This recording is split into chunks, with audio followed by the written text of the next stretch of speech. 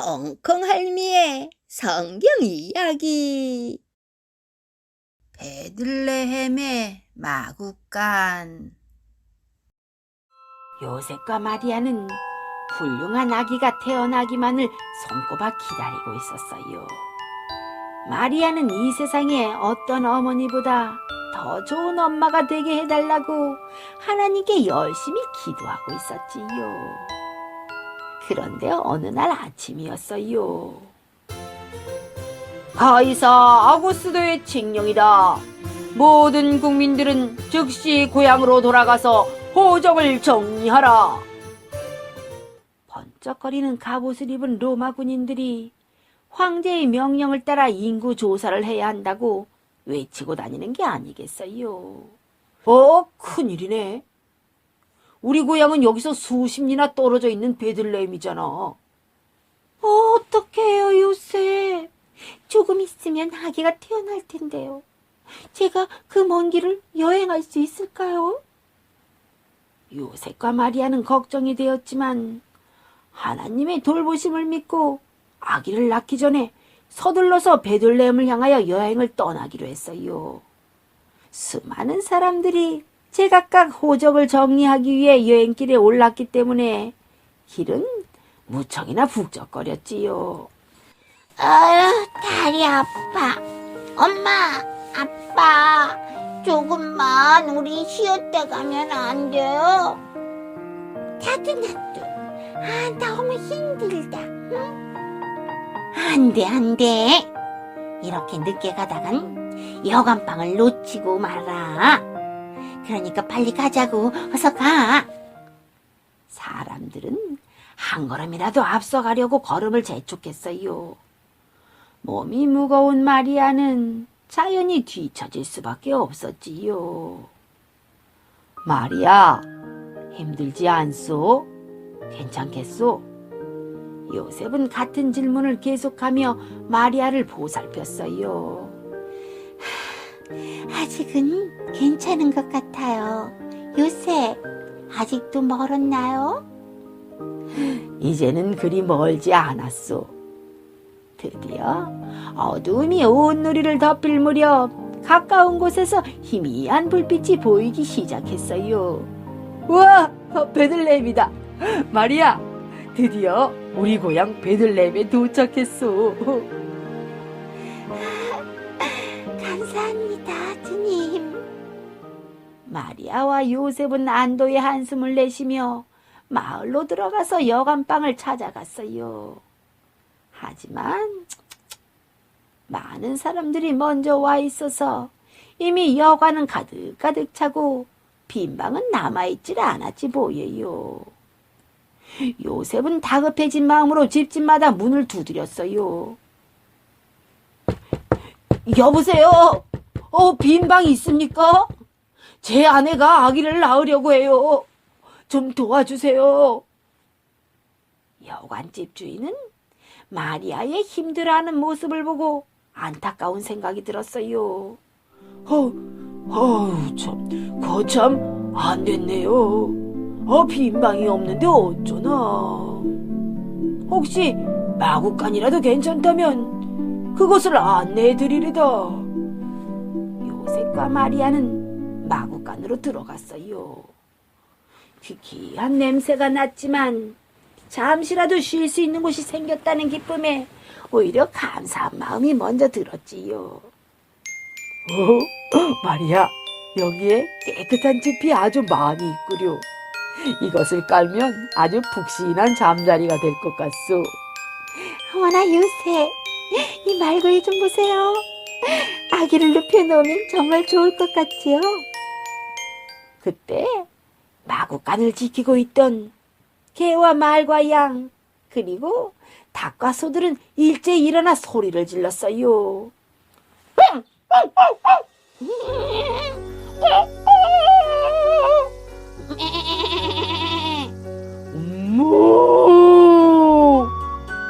마치 새로 태어날 아기 예수님을 환영하는 듯했어요.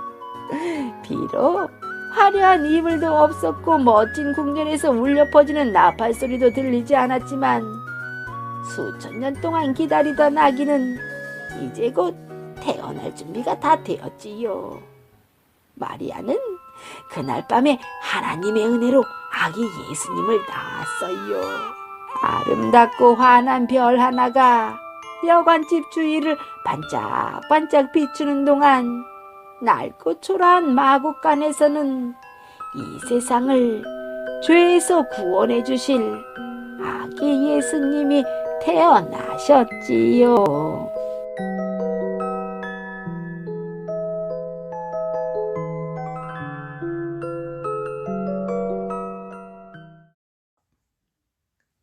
어느 날 가난하고 불쌍한 한 과부가 엘리사 선지자를 찾아왔어요. 그 여인은 아주 걱정스러운 얼굴로 간신히 말을 꺼냈지요.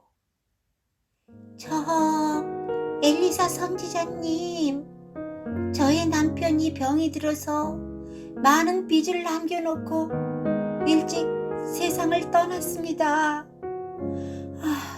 그런데 빚쟁이들이 매일 집으로 몰려와서는 당장 빚을 갚지 않으면 글쎄 제 두 아들을 데리고 가서 종으로 팔아버리겠다고 합니다.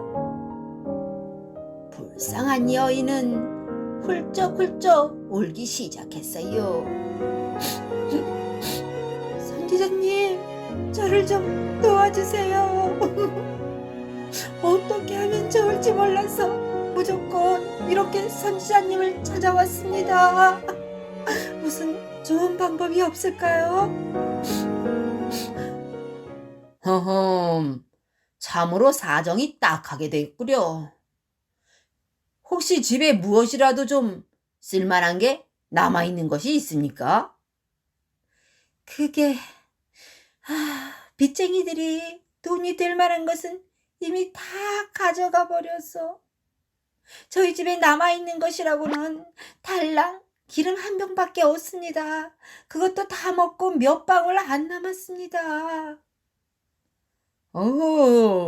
그거면 됐어. 아무 걱정 마시고 이웃집에 가서 지금 될 수 있는 대로 그릇들을 많이 빌려서 집안에 갖다 놓으십시오. 불쌍한 여인은 선지자님이 시키는 대로 두 아들과 함께 그릇을 빌렸어요. 큰 그릇, 작은 그릇, 긴 그릇, 높은 그릇들로 집안에는 가득가득 그릇들이 쌓여 있었지요. 엄마, 이 많은 그릇들을 어떻게 하려고 그러세요? 저는 그릇이 이렇게 많은 건 처음 봤어요. 엘리사 선지자님이 말씀해 주신 대로 그대로 하면 된단다. 예? 뭐라고 말씀하셨는데요? 문을 닫고 빌려온 빈 그릇에다 우리 집 기름병에 조금 남아있는 기름을 다 부으라고 하셨지. 그럼 제가 문을 닫을게요. 엄마, 빨리 부어보세요. 네. 두 아들은 정말 궁금해서 못 견디겠다는 듯이 눈을 동그랗게 뜨고는 엄마와 기름병을 번갈아 바라보았지요. 어휴, 엄마, 하지만 그릇이 정말 너무너무 많아요. 기름은 조금밖에 없는데. 불쌍한 여인은 조심스럽게 기름병을 집어들고 마음속으로 기도를 드렸어요. 사랑하는 하나님, 저는 하나님의 능력을 믿습니다. 저희들을 좀 도와주시옵소서. 아멘. 여인은 빈 그릇에 천천히 기름을 붓기 시작했어요. 아니, 그런데 이게 웬일이에요? 제일 먼저 아주 작은 그릇에 기름을 따라 붓자 금방 기름이 가득가득 차오른 게 아니겠어요? 뿐만 아니라 두 번째, 세 번째, 크고 작은 그릇에 기름을 부을 때마다 그릇들에는 기름이 가득가득 차올랐지 뭐예요. 엄마, 정말 신기해요. 이 기름이 도대체 어디서 나오는 걸까요? 엄마, 기적이에요, 기적. 이 기름을 다 내다 팔면 금방 빚도 갚고 우리는 큰 부자가 될 것 같아요. 드디어 마지막 그릇까지 기름을 다 부었어요. 엄마, 이젠 빈 그릇이 하나도 없어요. 정말 그 많던 그릇이 어느새 기름으로 가득 찼지 뭐예요. 그러자 신기하게도 기름병의 기름이 뚝 그치는 게 아니겠어요. 여인과 아이들은 신바람이 나서 엘리사 선지자님께로 달려갔어요. 선지자님, 기적이 일어났어요. 정말 고맙습니다. 선지자님, 우리를 도와주셔서 정말 감사합니다. 허허허, 다 하나님께서 은혜를 베푸신 거지요. 이제는 그 기름을 팔아 빚진 돈을 모두 갚고 남은 돈으로는 이 아들들과 함께 행복하게 살도록 하세요. 자비로우신 하나님께서는 하나님을 믿고 의지하는 사람들에게 능력을 나타내 주시기를 좋아하시지요.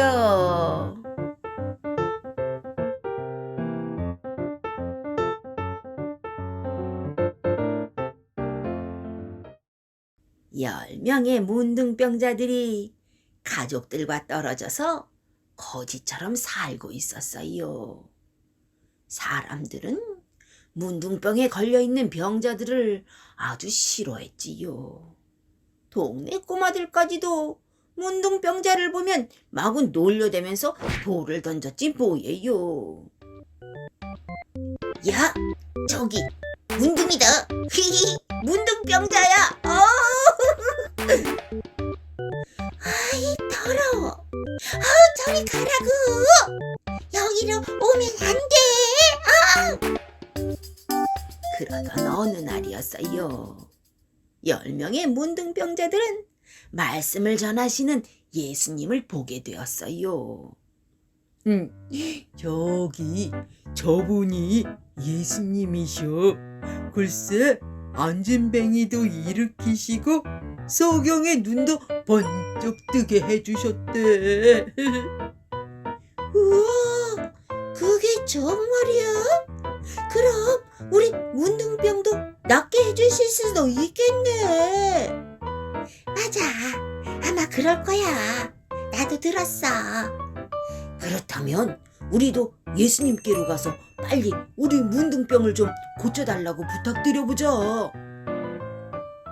10명의 문둥병자들은 예수님을 향해 소리치기 시작했어요. 예수님! 저희들을 불쌍히 좀 여겨주세요! 예수님! 저희들도 좀 도와주세요! 이런 문둥병자를 보고 사람들은 인상을 쓰면서 웅성거렸어요. 시끄러워. 아이고, 왜 여기까지 내려와서 소리를 지르는 거야? 글쎄 말이에요. 병에 걸렸으면 그냥 산속에서 조용히 살면 될 텐데요. 시끄럽다. 더럽고 냄새나는 몸을 가지고 왜 내려와서는 좀 조용히 하라고요. 하지만 10명의 문둥병자들은 예수님께로 점점 더 가까이 다가가서는 아까보다 더 큰 소리로 외쳤어요. 예수님, 제발 저희들을 모른 척하지 마세요. 저희들도 좀 고쳐주세요. 네. 순간 예수님께서는 문둥병자들의 간절한 믿음을 보셨어요. 그리고는 아주 불쌍하게 생각하셨지요. 너희들에게 내가 무엇을 해주면 좋겠는가? 문둥병자들은 목소리를 모아 대답했어요. 네, 저희들은 병이 낫고 싶습니다. 저희들을 좀 고쳐주십시오. 그럼 제사장을 찾아가서 너희 몸을 보여드려라. 네, 알겠습니다. 얘들아, 빨리 가자. 10명의 문둥병자들은 예수님이 말씀하시자마자 바로 제사장이 있는 성전을 향해 달려가기 시작했어요. 그런데 한참을 달리고 있던 중에 한 문둥병자가 갑자기 걸음을 멈추더니 소리를 지르는 게 아니겠어요. 이것 좀 봐. 내 병이 다 나았어. 딱지가 다 떨어지고 봐봐. 3살이 생겼잖아. 그러자 옆에 가던 사람도 소리를 쳤어요. 나도야. 네. 문둥병도 없어졌어. 보라고. 3살이 새 눈썹이 생겼잖아. 문둥병자들은 제각기 손과 발, 얼굴 등을 살피고 쓰다듬으면서 이게 도대체 꿈인가 생시인가 서로서로 꼬집기도 하고 간지럼도 태워봤어요. 우와, 신난다. 우리들에게도 이렇게 좋은 날이 오다니. 10명의 문둥병자들은 신바람이 나서 덩실덩실 춤을 추었어요. 자, 우리가 여기서 이럴 게 아니라 어서 제사장에게 가서 우리 문둥병이 깨끗이 나았다고 하는 증명서를 받아 우리들 집으로 돌아가자고. 병고침을 받은 10명의 문둥병자들은 성전을 향해 다시 뛰기 시작했어요. 그러자 함께 뛰고 있던 사마리아 사람이 말을 꺼냈어요. 여보게들, 잠깐만. 내 말을 좀 들어보게.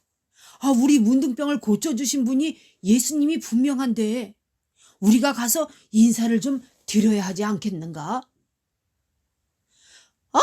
그야 그렇지. 하지만 마음이 급해서 난 우리 가족들에게 한시라도 빨리 가고 싶네. 그래. 빨리 증명서를 받아야 하는데 10명이 다 같이 갈 필요가 있겠는가? 아마 예수님도 이해하실 것세. 그냥 자네가 대표로 가서 예수님께 감사하다고 전해주게나. 모두들 바쁘게 가버리고 오직 사마리아에서 온 문둥병자 한 사람만이 오던 길을 되돌아갔어요. 그리고는 예수님을 찾아뵙고 인사를 하였지요. 예수님, 고맙습니다. 예수님 덕분에 더럽고 고통스럽던 문둥병이 깨끗이 다 나았습니다. 정말 감사합니다, 예수님. 그러자 예수님께서 말씀하셨어요. 10사람이 모두 고침을 받지 않았느냐? 네, 맞습니다. 모두 다 나았습니다. 10사람이 다 나았는데 감사하다고 인사하러 온 사람은 오직 너 한 사람뿐이로구나. 가거라. 내 믿음이 너를 구원하였느니라. 감사 인사를 할 줄 알았던 사마리아 사람은 병이 깨끗이 나았을 뿐만 아니라 사랑하는 가족들에게 돌아가 예수님의 사랑을 전하면서 행복하게 살았지요.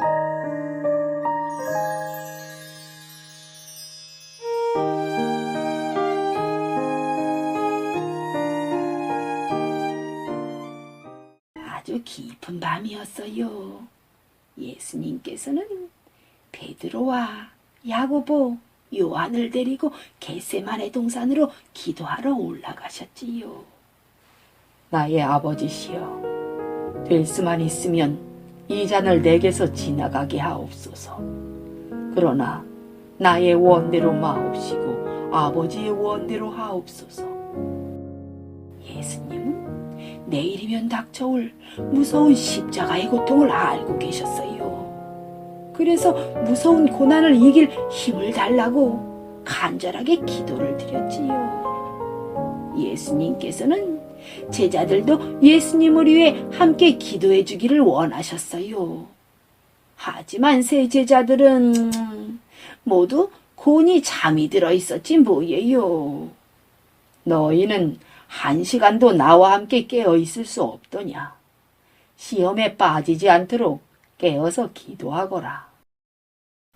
예수님께서는 얼마나 고심하며 기도하셨던지 땀방울이 핏방울같이 되어 떨어졌지 뭐예요. 그때 혼자 괴로워하시는 예수님을 보다 못해 하늘로부터 천사가 내려왔어요.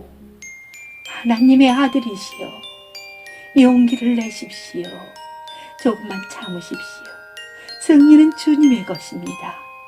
이 시련은 곧 끝나고 잠시 후면 주님께서는 다시 하늘집으로 가실 것입니다.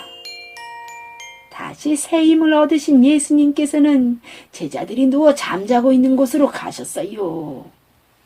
얘들아, 이제 일어나 가자. 왜요? 무슨 일이 생겼습니까? 아직도 잠이 덜 깬 제자들은 두 눈을 비벼대며 중얼거렸어요. 보아라, 나를 넘겨줄 자가 가까이 왔다. 예수님께서는 동산 아래서 천천히 올라오고 있는 등불과 횃불을 손으로 가리키셨어요. 자네는 유다가 아닌가? 제자들은 깜짝 놀라 소리를 쳤어요. 글쎄, 폭도들과 함께 예수님의 제자 유다가 다가오는 게 아니겠어요. 안녕하세요, 선생님.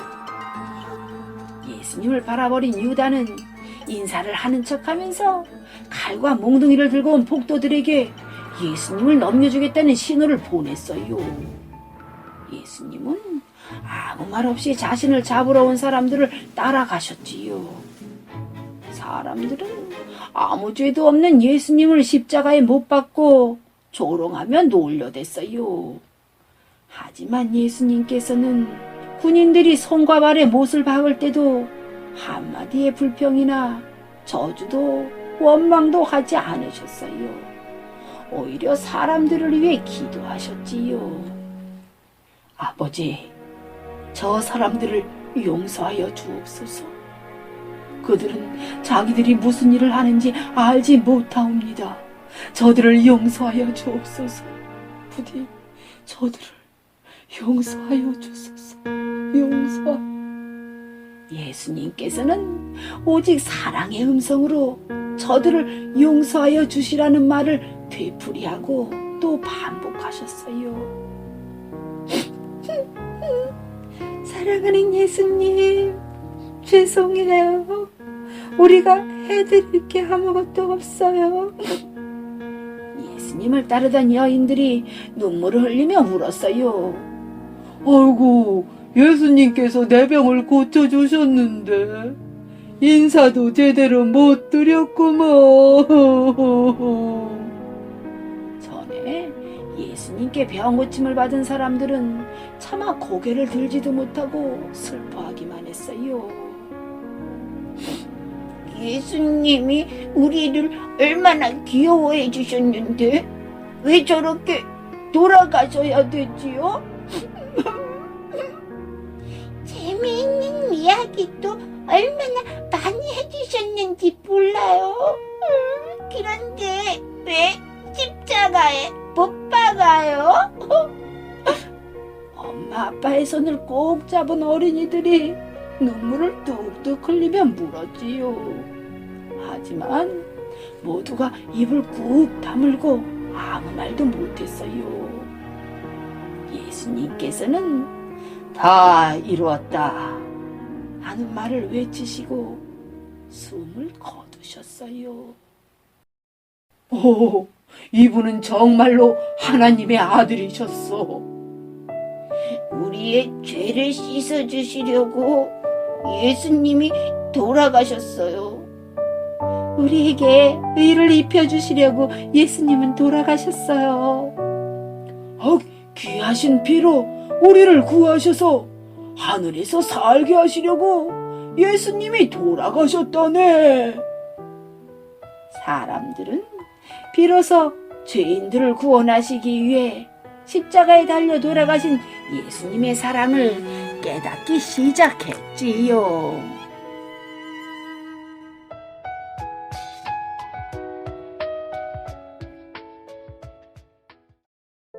예수님께서 무덤에 누워 계실 때에 예루살렘 성전 마당에서는 아무것도 모르는 백성들이 병자들을 데리고 왔어요. 그들은 늘 하던 대로 예수님을 찾고 있었지요. 제사장님, 우리 아빠가 많이 아파요. 문둥병도 고치시고 죽은 사람도 살리신 예수님을 만나기만 하면 우리 아빠는 금방 나을 수가 있을 거예요. 맞아요. 지금 예수님을 좀 만나게 해주세요. 네? 아구구, 나도 급해요. 내 아내가 다 죽어가고 있단 말이요. 어디로 가면 예수님을 만날 수 있는지 좀 안내해 주시오. 병자들은 예수님의 치유의 손길을 기다리며 땅에 주저앉아 부르짖고 있었어요. 어휴, 큰일 났네. 저들은 아직 예수가 십자가에 못 박혀 죽었다는 사실을 모르는 모양인데. 이러다간 백성들이 폭동이라도 일으킬 것 같은데 어떻게 하지요? 제사장들과 관원들은 급한 마음에 빌라도 총독에게로 달려갔어요. 각하, 예수가 살아있을 때 자기는 사흘 만에 다시 살아난다고 말하고 다녔습니다. 혹시 제자들이 시체를 훔쳐가고는 백성들에게 죽은 자들 가운데서 다시 살아났다고 거짓말할지도 모릅니다. 그러니 사흘 동안만 무덤을 지키라고 명령을 좀 내려주십시오. 알았어.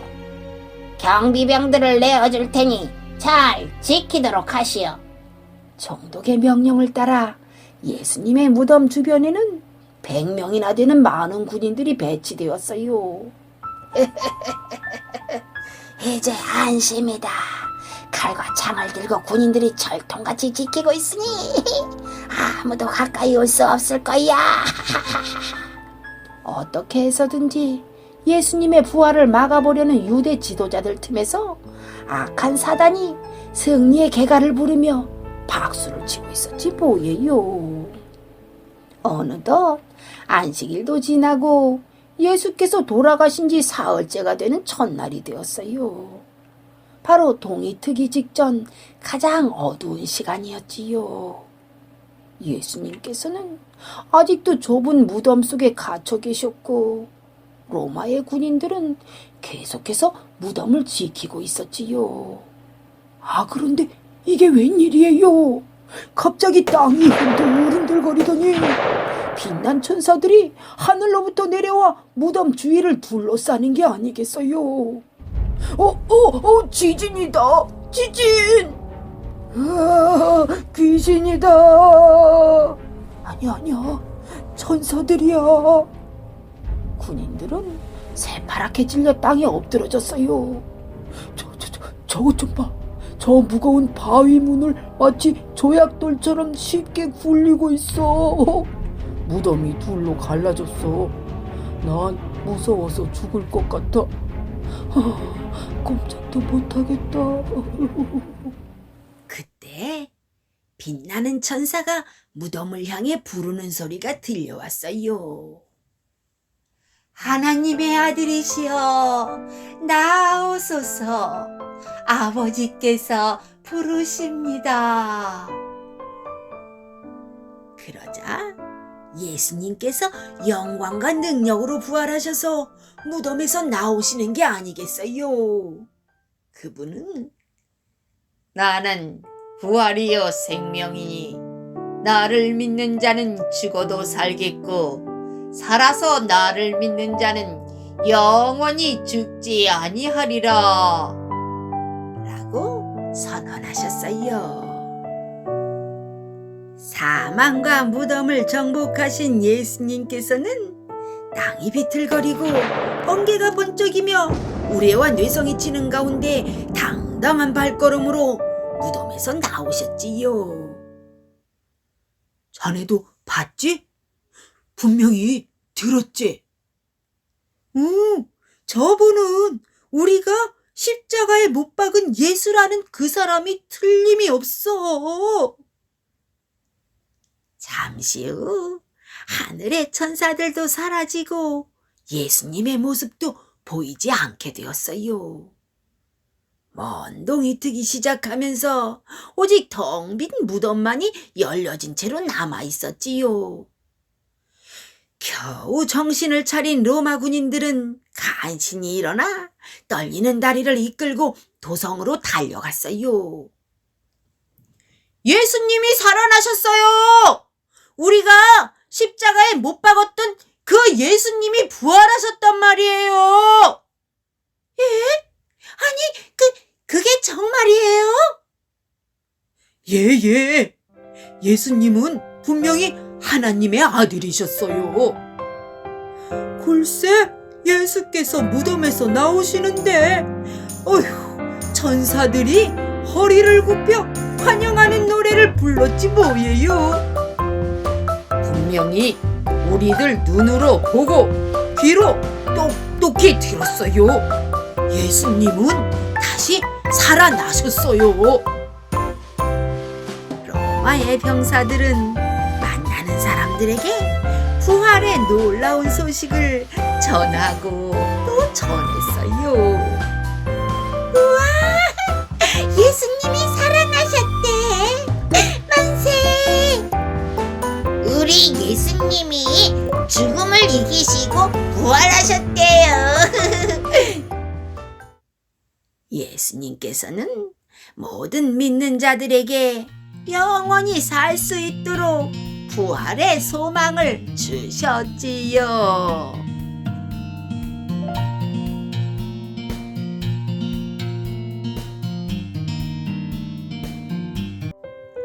미디안 사람들이 쳐들어와 이스라엘을 괴롭힌 지 7년이 지난 어느 날이었어요. 하나님께서는 이스라엘 백성들을 구하시기 위해 믿을 만한 지도자로 기드온 청년을 찾아내셨지요. 작은 마을 오브라에서 밀을 타작하고 있던 기드온에게 어느 날 천사가 나타났어요. 큰 용사여, 여호와께서 너와 함께 계시도다. 너는 가서 이스라엘을 미디안의 손에서 구원하여라. 그러나 기드온은 용기가 부족한 사람이었어요. 그래서 양털 한 뭉치를 놓고 하나님께 기도를 드렸지요. 하나님, 제가 이스라엘의 지도자가 될 것이라는 증거를 좀 보여주십시오. 오늘 밤에 양털을 마당에 두겠습니다. 양털에만 이슬이 내리고 땅은 바싹 말라있게 해주십시오. 다음 날 아침 기드온이 일어나서 살펴보니 글쎄 땅은 모두 말라있는데 양털만 이슬에 흠뻑 젖어 있는 게 아니겠어요. 이럴 수가. 아니야. 양털이 그냥 습기 때문에 젖어 있는 건지도 모르잖아. 다시 한 번만 더 부탁드려야지. 기드온은 한 번 더 하나님께 증거를 보여달라고 기도드렸어요. 하나님, 이번에는 반대로 양털은 말라있고 땅만 흠뻑 이슬에 젖어 있도록 해주세요. 그러면 제가 용기를 내서 힘껏 싸우겠습니다. 다음 날 기드온은 이슬이 흠뻑 젖은 땅 위에서 뽀송뽀송하게 말라있는 양털을 집어들었지 뭐예요. 순간 마음속에 남아있던 의심이 깨끗이 사라졌어요. 사랑하는 주님, 정말 고맙습니다. 이제 제 마음은 준비되었습니다. 하나님께서 저와 함께 계심으로 모든 일이 잘 될 것을 믿습니다. 드디어 미디안 군대와 싸울 이스라엘 병사들을 모으기 시작했어요. 32,000명이나 되는 많은 사람들이 기드온의 깃발 아래 모여들었지요. 하지만 하나님께서는 너무 많다고 말씀하시는 게 아니겠어요. 사람들이 너무 많다. 숫자가 많으면 자기들 힘으로 싸워서 이긴 줄 알고 교만해질 테니 아주 위험한 일이로다. 하나님께서는 기드온에게 좋은 병사들을 가려낸 방법도 알려주셨어요. 모든 사람들을 물가에 모아놓고 물을 먹게 하신 거지요. 그 중에서 무릎을 꿇고 편안하게 물을 마신 사람들은 모두 집으로 돌려보냈어요. 두리번거리며 손으로 물을 떠서 강아지처럼 핥아먹은 사람만 남게 하셨지요. 매 순간 눈을 크게 뜨고 적을 경계하는 300명의 사람들이야말로 목숨을 다해 싸울 수 있는 참 용사들이로다. 기드온은 300명의 병사들에게 횃불을 숨긴 항아리와 나팔을 나누어 주었어요. 그리고 밤이 되자 미디안 군대가 있는 곳을 둘러싸고는 항아리를 깨고 불을 밝히면서 나팔을 크게 불었어요. 있는 힘을 다해 큰 소리로 외쳤지요. 하나님과 기드온을 위한 칼이로다. 고나게 잠을 자고 있던 미디안 군사들은 깜짝 놀라 급히 일어나 자기네 꿀에 치고 받고 서로 싸우면서 도망치고 말았어요. 기드온과 300명의 용사들은 마침내 위대한 승리를 거두었지요. 우와, 우와, 우와, 우와! 기드온 만세! 우리 하나님 만세! 이스라엘 만세다! 여전히 하나님께서는 하나님의 백성들을 사랑하신다는 것과 하나님만이 전능하신 분이시라는 것을 모두에게 보여주셨지요.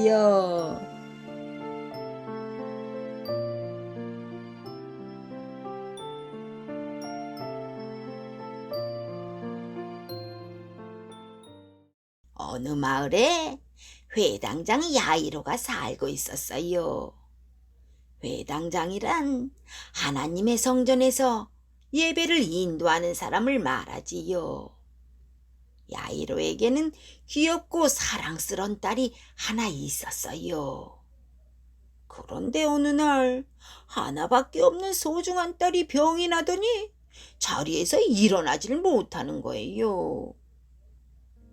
아빠, 나 기운이 없어. 내 손 좀 꼭 잡아줘. 응? 그래, 딸아. 무슨 일이 있어도 아빠가 네 옆에 있으니 걱정 말고 기운을 차리거라. 야이로는 좋다는 약을 모두 구해다가 딸에게 먹이고 정성껏 간호를 했어요. 하지만 사랑하는 딸의 병은 더욱 깊어만 갔지요. 그러다가 어느 날 불쌍하게도 야이로의 딸은 아빠도 알아볼 수 없을 정도로 열이 나면서 겨우겨우 숨만 내쉬고 있는 게 아니겠어요. 야이로는 너무도 안타깝고 슬퍼서 엉엉 소리를 내며 울고 말았어요. 딸아, 정신 좀 차리거라.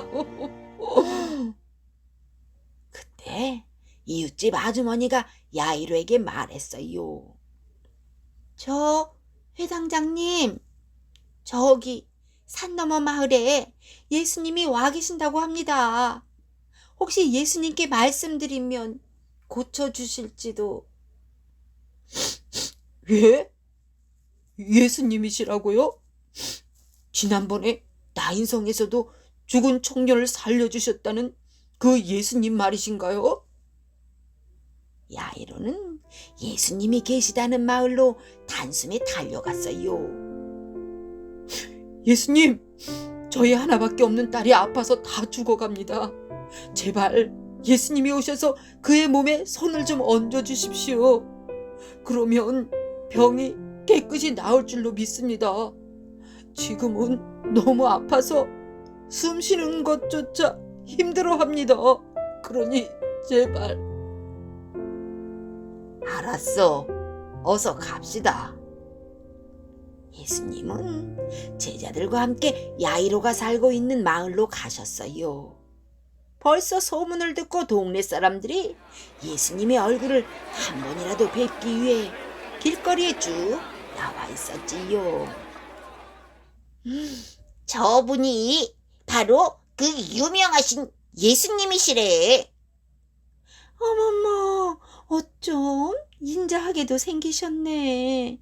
저분이 죽은 사람도 살리시고 귀신 들린 사람도 고치셨다며? 그때였어요. 회당장 야이로의 집에서 사람들이 급히 나오더니 울먹이며 말하는 게 아니겠어요. 회당장님, 딸애가 이미 죽었습니다. 이젠 예수님을 굳이 오시게 할 필요가 없습니다. 그러자 예수님께서 말씀하셨어요. 두려워 말고 믿기만 하라. 사람들의 웅성거리는 소리를 뒤로하고 예수님은 야이로의 집으로 들어가셨어요. 이미 숨을 거둔 소녀는 침대 위에 반드시 누워 있었지요.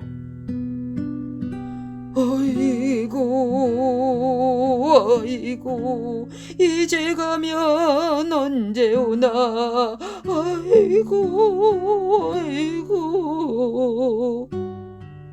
죽은 사람을 위해 울어주면서 곡을 하는 사람들이 이미 소녀 옆에서 울고 있었지 뭐예요.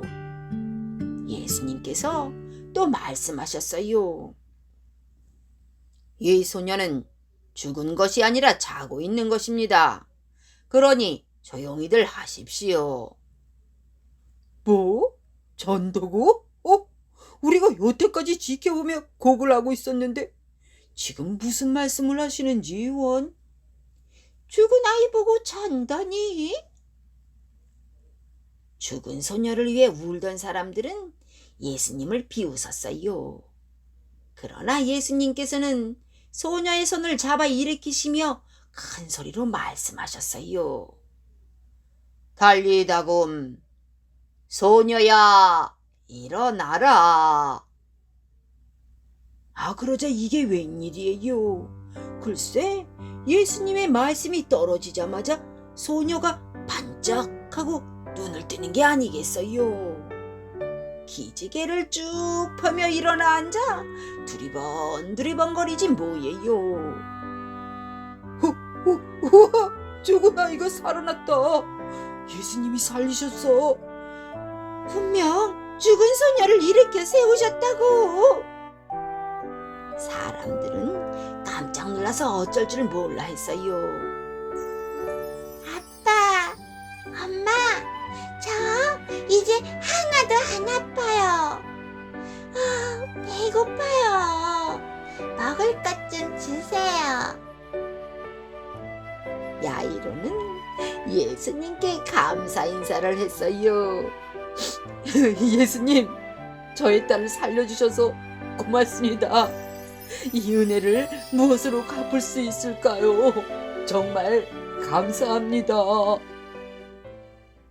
오늘도 사랑이 많으신 예수님은 사랑하는 자녀를 위해 간절히 기도하는 아빠 엄마의 소원을 듣고 계시지요.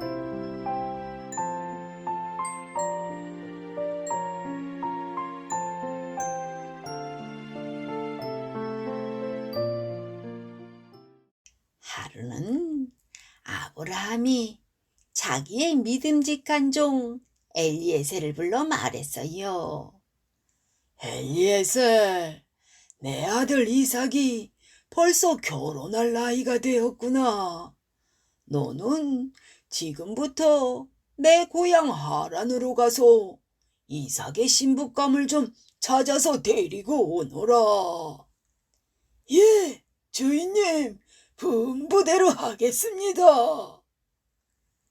나이가 많았지만 충성스러운 종인 엘리에셀은 10마리의 낙타를 이끌고 먼 길을 떠났어요.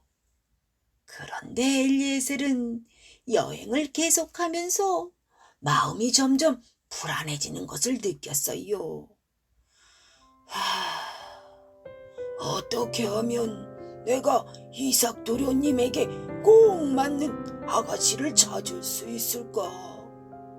혹시라도 나의 잘못된 판단으로 이삭이 별로 좋아하지도 않는 아가씨를 데리고 가면 어쩐다. 하나님께 도움을 청해야겠구나. 먼저 기도해야겠어. 전지전능하신 하나님, 부디 이삭 도련님의 아내가 될 신부감을 쉽게 실수 없이 잘 찾을 수 있도록 도와주십시오. 그리고 얼마 후 엘리에셀은 저녁 늦게서야 아브라함이 말한 하란의 한 우물가에 도착하게 되었어요. 더위에 시달리고 긴 여행에 지친 엘리에셀은 몹시 목이 말랐어요. 두레박이 없었던 엘리에셀은 물을 깃는 사람들이 와야지만 물을 얻어먹을 수 있었기에 하나님께 또 기도를 드렸어요. 하나님, 아가씨들이 물을 길러 왔을 때 제가 물을 좀 달라고 부탁하면 저한테뿐만 아니라 제 낙타에게도 물을 주겠다고 말하는 아가씨가 있다면 바로 하나님께서 보내주신 신부감인 줄로 제가 믿겠습니다. 그런데 이게 웬일이에요? 글쎄, 기도를 마치고 조금 있으니까 어여쁜 아가씨들이 머리에 물동이를 이고 우물가로 모여드는 게 아니겠어요? 엘리에셀은 그중 한 아가씨 앞으로 다가가서 말을 걸었어요. 저 아가씨, 내가 지금 몹시 목이 마른데 물 좀 떠줄 수 있겠습니까? 네, 그럼요. 아유, 어서 마시세요. 그리고 저기 저 낙타들도 목이 많이 말라 보이는데 제가 낙타에게도 배부르게 물을 주겠습니다. 그러더니 물을 길어다가 10마리나 되는 낙타들에게 정성껏 물을 먹이는 게 아니겠어요. 그렇게 많은 물을 퍼다가 통에 붓는다는 게 쉬운 일이 아니었지만 아가씨는 아주 즐겁고 기쁜 얼굴을 하고 있었지 뭐예요.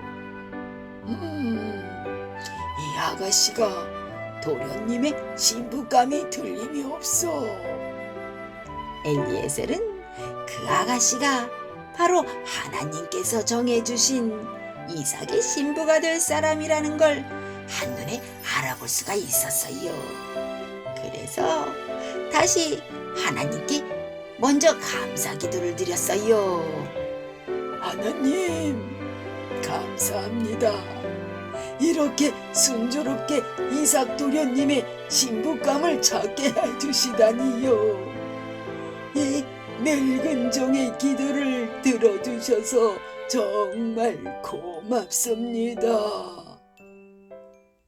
얼굴도 아름답고 마음씨까지 고운 이 아가씨의 이름은 리브가였어요. 바로 하나님께서 준비해 주신 이삭의 짝이었지요. 엘리에셀은 리브가의 안내를 받아 아가씨의 집으로 가서 부모님께 자세한 이야기를 들려줬어요. 그리고 이삭과 리브가의 결혼을 허락해달라고 말하였지요. 엘리에셀의 말을 들은 리브가의 부모님들도 리브가와 이삭의 결혼을 흔쾌히 허락해 주었어요. 기도하는 종 엘리에셀은 아름다운 신부감을 데리고 기쁜 마음으로 아브라함의 집으로 돌아올 수 있었어요. 그동안의 이삭도 엘리에셀이 돌아올 때까지 기도하면서 조용히 기다리고 있었어요. 사랑하는 하나님, 엘리에셀이 제가 아가씨 마음에 꼭 들어 저와 함께 평생 살 수 있는 사람을 데리고 올 수 있도록 도와주세요. 그런데 정말로 자신이 기도한 대로 엘리에셀이 곱고 사랑스러운 아가씨를 데리고 온 게 아니겠어요. 더구나 리브가도 이삭과 만나게 된 것을 기뻐하며 결혼에 진심으로 찬성하였어요. 이삭과 리브가는 결혼을 해서 서로 아끼고 사랑하며 행복하게 살았지요. 우리들에게 가장 좋은 것을 주시기를 기뻐하시는 하나님은 오늘도 우리의 기도를 들으시고 지혜로운 선택을 하도록 도와주신답니다.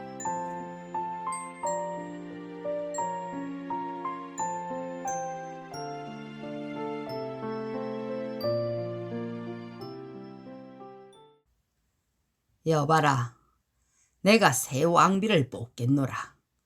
전국 각지에 있는 아름다운 처녀들을 모두 모이게 하여라. 페르시아의 왕 아하스웨로는 새 왕비를 뽑기로 했어요. 그 왕비 선발 대회에 아름다운 유대인 처녀 에스더도 있었지요. 에스더는 부모님이 안 계신 고아였지만 사촌오빠 모르드게와 함께 하나님을 섬기면서 행복하게 살고 있었어요. 내가 아무리 둘러봐도 우리 에스더만큼 어여쁜 아가씨는 안 보여. 모르드게의 생각대로 왕은 에스더를 페르시아의 새 왕비로 택하였어요. 그런데 왕의 특별한 신하 중에 하만이라고 하는 아주 거만한 사람이 있었지 뭐예요. 하만은 자기가 왕 다음으로 높은 자리에 있다면서 항상 우쭐대었어요. 그래서 사람들에게 자기가 지나갈 때마다 무조건 절을 하라고 명령을 내렸어요. 하지만 모르드게는 절대로 하만에게 절을 하지 않았지요. 아니, 도대체 나에게 절을 하지 않는 저 사람은 누구란 말이냐? 예, 모르드게라고 하는 유대인입니다. 유대인이라고. 그런데 왜 절을 하지 않지? 유대인들은 자기들이 믿는 하나님 외에는 그 어떤 무엇에게도 절을 하지 않습니다. 그러자 하만은 모르드게와 유대인들이 아주 미워졌어요. 그래서 아주 무서운 일을 꾸몄지 뭐예요. 물론 하만은 왕비 에스더가 유대인이라는 사실을 전혀 모르고 있었어요. 왕이시여, 유대에서 온 백성들은 왕의 법을 지키려고 하지 않는 아주 나쁜 사람들입니다요. 장차 왕에게 어떤 일을 저지를지 모르니 그들을 모두 없애야 한다고 생각합니다. 그들은 왕을 무시하고 있습니다요. 그게 정말이란 말이냐? 감히 이 나라의 왕인 나의 법을 지키려 하지 않더니.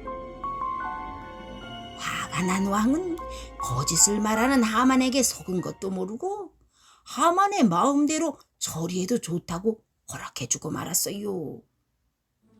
하만은 자기 뜻대로 되었다고 좋아하면서 유대인들을 없애고 재산을 모조리 빼앗으라는 법을 만들어 왕의 명령이라며 모든 도시에 써서 붙이고 백성들에게 알렸어요. 이 소식을 들은 유대 사람들은 슬퍼하며 모두 통곡을 하였지요. 모르드게는 급히 에스더 왕비를 찾아가서 말했어요. 왕비님이 왕을 만나 잘 말씀을 드려서 우리 백성들이 죽지 않도록 좀 간청해 주십시오. 오라버니, 제가 어찌 왕께서 부르지도 않았는데 왕 앞에 함부로 나아갈 수가 있겠습니까? 만일 왕께서 금지팡이를 내밀어 허락한다면 몰라도 그렇지 않으면 제가 죽게 될 것이라는 것은 오라버니가 더 잘 알고 있지 않습니까? 페르시아에서는 왕의 부름 없이 함부로 왕 앞에 나갈 경우 왕이 금지팡이를 내밀지 않으면 사형을 당하게 되는 아주 엄한 규칙이 있었거든요. 궁전에 있다 해서 너 혼자 이 환란을 피할 수 있으리라고 생각하지 마라. 내가 왕비가 된 것이 이때를 위함인지 어찌하느냐. 네가 말하지 않아도 유대민족은 다른 길을 통해서 구원을 얻을 테지만 너는 하나님 앞에서 책임을 면할 수 없을 것이다. 주저하는 에스더에게 사촌오빠 모르드게는 단호하게 말했어요. 좋습니다. 대신 유대인들에게 나를 위해 3일 동안 금식 기도를 하라고 해주세요. 내가 왕에게 나아가서 하나님의 백성을 죽음에서 구할 수 있도록 간청해 보겠습니다. 내가 죽으면 죽으리이다. 3일 동안 금식 기도를 한 에스더는 아름답게 꾸미고 궁전 안뜰로 나갔어요. 왕은 아름다운 에스더를 보자 바로 미소를 띄우면서 반갑게 금지팡이를 내밀었어요. 오, 사랑스런 에스더 왕비여, 어서 오시게. 무슨 일로 나를 찾아왔소? 그대가 원하는 것이 무엇인지 말해보시오. 내가 다 들어주겠소. 네, 왕이시여. 오늘 저녁에 전하를 위해 잔치를 열어드리고 싶습니다. 왕의 특별한 신하 하만과 함께 와주시면 좋겠습니다. 에스더의 초청을 받은 왕은 매우 기뻐하며 하만과 함께 잔치에 참석하였어요. 오늘 정말 즐거웠소. 그대의 소원이 무엇이든지 다 말해보시오. 내가 이 나라의 절반이라도 주겠소. 예, 고맙습니다. 사실 저는 유대 사람입니다. 왕께서 저를 사랑하신다면 저와 제 민족을 좀 구해 주십시오. 저희들은 지금 매우 위급한 상황에 놓여 있습니다. 여기 이 자리에 유대 사람들을 모두 죽이려는 사람이 와 있습니다. 아니, 그게 사실이요? 여봐라! 감히 그런 엄청난 음모를 꾸민 사람이 누구란 말이냐? 바로 저기 있는 하만인 줄로 아래요. 옆에 있던 신하가 벌벌 떨고 있는 하만을 가리키며 말했어요. 하만의 거짓말에 속아 엉뚱한 법이 세워진 걸 알게 된 왕은 즉시 하만을 잡아들이라고 명령을 내렸어요. 뿐만 아니라 다시 새로운 법을 만들어 하나님을 믿는 유대 백성이 죽지 않고 살 수 있는 방법도 알려주었지요. 덕분에 유대 백성은 한 사람도 죽지 않고 모두 살 수가 있게 되었어요. 왕이시여, 정말 고맙습니다. 우와! 용감한 에스더 왕비 만세! 우리의 기도를 들어주신 하나님 만세! 그 후 유대 백성들은 아무 걱정 없이 하나님만을 섬기며 편히 살 수 있게 되었어요. 모두가 에스더의 용기 있는 행동 덕분이었지요.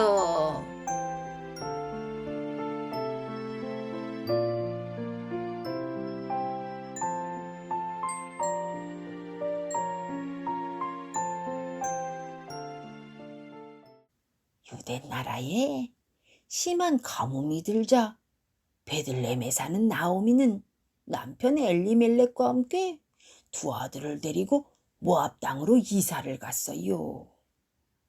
그런데 어느 날 남편이 갑자기 세상을 떠나더니 얼마 지나지 않아 사랑하는 두 아들마저 병이 들어 그만 죽고 말았지 뭐예요. 아이고, 남편도 없는데 너희들까지 이렇게 일찍 애미 곁을 떠나다니. 나오미 곁에는 이제 모압 사람인 두 며느리 오르바와 룻만이 남아 있었어요. 나오미는 그동안 두 며느리를 자기 딸처럼 아끼고 사랑했지요. 며느리들 역시 시어머니를 아주 사랑하고 있었어요. 나오미는 틈이 날 때마다 하나님의 사랑에 대한 이야기를 며느리들에게 들려주었어요.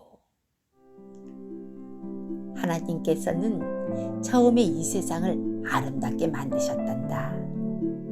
비록 아담과 하와가 죄를 짓고 에덴 동산에서 쫓겨났지만 하나님께서는 장차 그 에덴 동산을 다시 우리들에게 주시려고 계획하고 계시단다.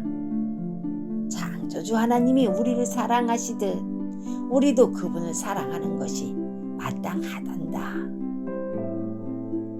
오르바와 룻은 나오미의 이야기를 듣기를 좋아했어요. 특별히 미래에 하나님께서 당신의 백성들을 위하여 행하실 놀라운 일들에 관한 이야기를 더욱 좋아했지요.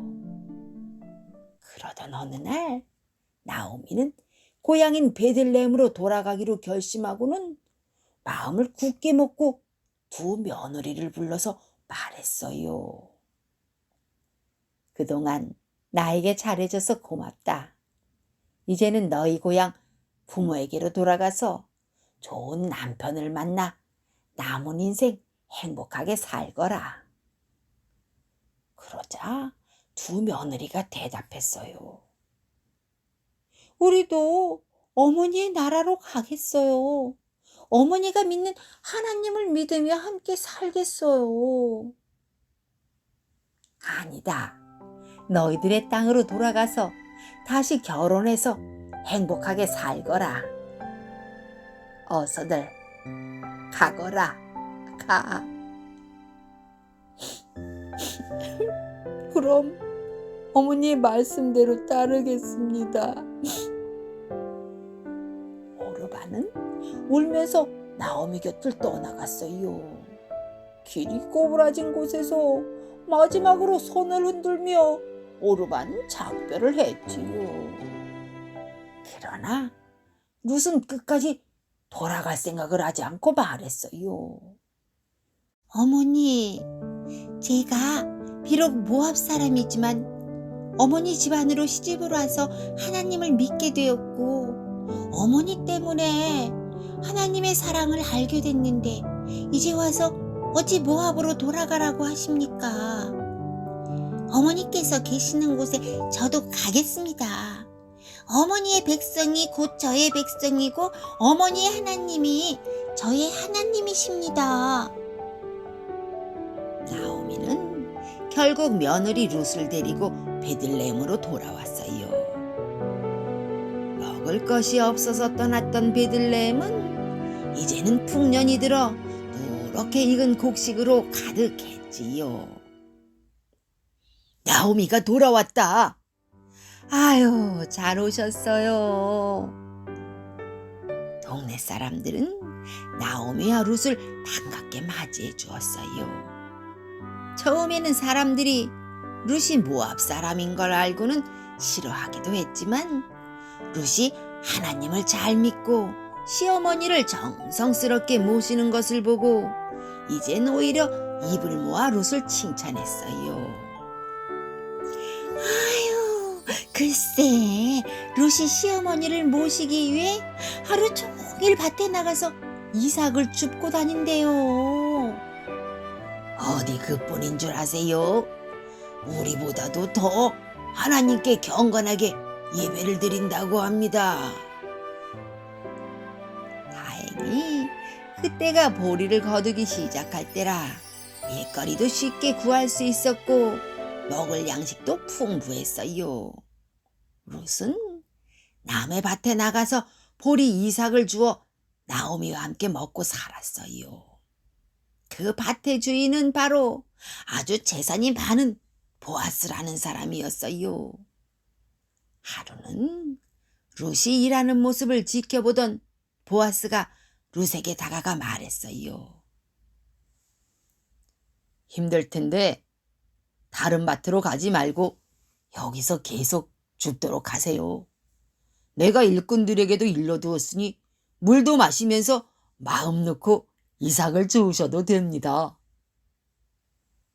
보아스는 부자였을 뿐만 아니라 친절하고 마음씨도 착한 사람이었어요. 어느덧 추수가 다 끝나가고 있을 무렵 나오미가 룻을 불러 말했어요. 이스라엘 풍습에는 남편이 죽으면 가장 가까운 친척과 결혼하게 되어 있단다. 마침 보아스가 가장 가까운 친척인데다 너를 좋아하는 것 같으니 그와 결혼해서 행복하게 살면 좋겠구나. 마음속으로 보아스를 좋아하고 있던 룻도 나오미의 뜻을 따르기로 했어요. 서로의 사랑을 확인한 보아스와 룻, 두 사람은 결혼을 해서 나오미와 함께 행복하게 살았지요. 그리고 오벳이라는 귀여운 아들도 낳았어요. 오벳은 장차 태어날 다윗 왕의 할아버지였어요. 내가 하나님께 마음을 바친 일이 얼마나 다행스럽고 기쁜 일이었는지 몰라. 착하고 사랑스러운 룻은 천년 후에 같은 베들레헴 동네에서 아기 예수님을 낳은 마리아의 남편 요셉의 조상이 되는 것이지요.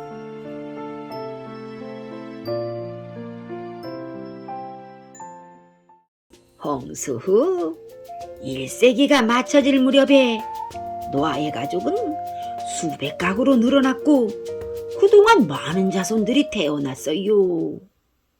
어느 날 마을 사람들이 모여서 의논을 하였어요. 우리는 무지개를 볼 때마다 하나님께서 다시는 이 땅을 홍수로 멸망시키지 않으시겠다고 약속하신 말씀을 기억해야만 해요. 그렇지만 우리와 우리 자손들의 앞날을 어떻게 그까짓 무지개에 맡길 수 있단 말이오? 홍수가 또 밀어닥치기 전에 우리도 무슨 수를 써야만 할 것이오. 사람들은 너도 나도 의견을 내놓기 시작했어요. 자, 그럼 이제부터 벽돌을 단단하게 구워봅시다. 큰 성을 만들어 그 꼭대기를 하늘에 닿게 하여 우리 이름을 세상에 알리자고요. 그래요. 우리의 힘이 얼마나 강한지 하나님께 보여줍시다. 그리고 흩어지지 말고 끝까지 함께 모여 살아요. 사람들은 니무롯이라는 힘센 사냥꾼의 지도로 벽돌을 만들어 탑 쌓을 장소로 나르는 일을 하였어요. 하나님의 약속을 기억하고 그분께서 지켜주실 것을 믿는 몇몇 사람을 빼고는 모든 사람들이 그 일을 도왔지요. 영처 영처 영치기 영처 뚝딱 뚝딱 쓱싹 쓱싹 튼튼한 성을 쌓쳐 우리들만의 멋진 탑을 올리는 거야. 구름에 닿을 만큼 높은 탑을 세우고 하나님도 우리를 어쩌지 못하게 우리끼리 똘똘 뭉쳐 살아봅시다.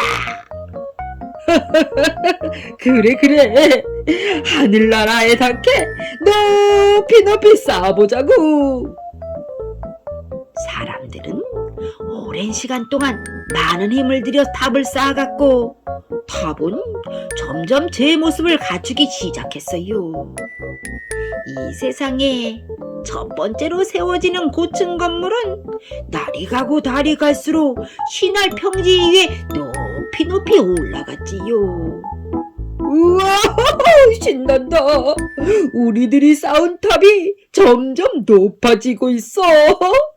그래, 조금만 더 애써보자고. 우리도 곧 하나님처럼 될 수 있을 테니까. 탑이 점점 높이 올라가자 사람들은 몹시 즐거워했어요. 가파른 비탈길을 따라 열심히 위로 벽돌을 날랐지요. 사람들은 탑 주위에 큰 도시를 만들기만 하면 홍수가 닥쳐와도 아무 걱정이 없을 거라고 생각했어요. 하지만 하나님께서는 기뻐하지 않으셨어요. 참으로 어리석은 사람인들이로다. 탑을 높이 쌓아 나와 같이 되려고 하다니. 더구나 한 곳에 모여 살겠다고. 하나님께서는 사람들이 사방으로 흩어져서 살기를 바라셨어요. 만일 함께 모여 살게 되면 큰 도시가 세워질 뿐만 아니라 악한 사람들이 움직이는 나라가 되어 인류를 위한 하나님의 아름다운 계획을 망쳐놓을 수도 있었거든요. 이대로 그냥 놔두면 안 되겠군. 하나님께서는 사람들이 하는 말을 뒤섞어 놓으셨어요. 서로 다른 말을 하여 알아들을 수 없도록 하신 것이지요. 이거! 거기! 벽돌을 좀 이리다 날라줘! 뭐? 물을 달라고? 아니, 망치를 보내면 어떻게 해? 에휴, 도대체 왜 내 말을 못 알아듣느냐고! 물을 올려보내라고, 물을! 참, 무슨 말을 하는지 알아들을 수가 있어야지, 원! 사람들은 이제 화가 나서 마구마구 소리를 질러댔어요. 서로 치고 받고 싸우고 사방에는 큰 혼란이 일어났지요. 아무도 도대체 이것이 무슨 일인지 또 어떻게 해야 좋을지를 몰랐어요. 에이, 난 더 이상 일하기 싫어졌네. 나도야, 탑이고 뭐고 말이 통해야 일을 하지. 탑 쌓는 일을 그만두겠네. 사람들은 하나씩 둘씩 일을 놓고 가버렸어요. 얼마 지나지 않아 탑을 쌓는 일이 중단되었지요. 어휴, 정말 무서운 일이요. 어서 짐을 꾸려서 이곳을 떠납시다. 더 이상 견딜 수가 없어. 사람들은 가족들을 데리고 자기와 말이 통하는 몇몇 사람들과 함께 길을 떠났어요. 아, 우리도 이곳을 빨리 떠납시다. 높은 탑을 쌓아 하나님처럼 되고 싶어 하던 사람들은 때를 지어 사방으로 떠나기 시작했어요. 그러니 사타가 그만둔 바벨탑만이 덩그러니 땅 위에 홀로 남아있게 되었지요. 친구야, 잘 가. 다음에 우리 또다시 만날 수 있을까? It's been a lot of fun, my friend. Goodbye. 지금까지 같이 놀던 어린이들은 인사를 해도 서로 알아듣지도 못하는 이상한 소리를 내면서 다시 만나자는 약속조차 할 수 없이 안타까운 얼굴로 헤어졌어요. 매우 슬픈 일이었지만 하나님께서는 하나님을 잊고 그분을 믿지 않는 결과가 얼마나 쓰라린 것이라는 교훈을 사람들이 알기를 원하셨던 거지요.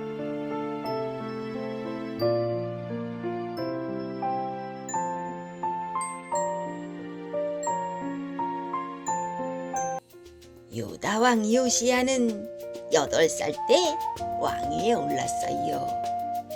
왕이 되기에는 정말 어린 나이였지요. 요시야의 어머니는 좋은 분이라 어려서부터 아들에게 하나님께 마음을 바치도록 권하였어요. 요시야, 너는 항상 하나님께 정직하게 행하고 절대 나쁜 쪽으로 치우쳐서는 안 된다.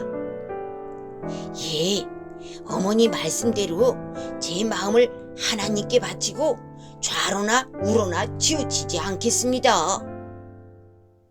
그러던 어느 날 요시야 왕은 하나님의 성전을 돌아보게 되었어요. 아니, 하나님의 성전이 왜 이렇게 낡았지? 빗물이 셀 정도가 되어 있다니. 어휴, 성전 기둥도 거의 다 부서지고, 이렇게 낡은 성전에서 어떻게 하나님께서 기뻐하시는 산제사를 드릴 수 있단 말이야. 요시야는 낡은 성전을 다시 고칠 수 있도록 백성들에게 도움을 청하였어요. 백성들은 가난했지만 있는 힘껏 헌금을 바쳤지요. 아, 그런데 이게 웬일이에요? 대제사장 hil기야가 성전 수리비를 보관했던 궤를 쏟다가 아주 놀라운 물건을 발견했지 뭐예요. 아니, 이게 무슨 책이지? 놀랍게도 그건 하나님께서 모세에게 주셨던 율법책이었어요.